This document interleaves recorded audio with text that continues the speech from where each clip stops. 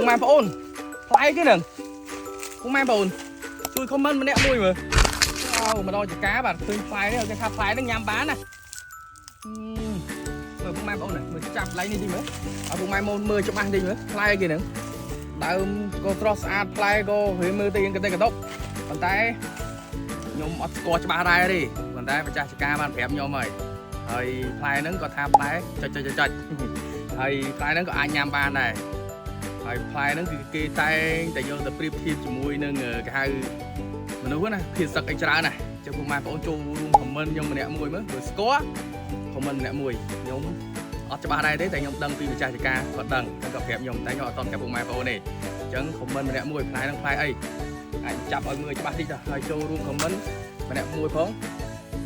ហើយអរគុណពុកម៉ែបងប្អូនសម្រាប់ការខមមិនបាទចែកម្លែកអរគុណច្រើនបាយបាយ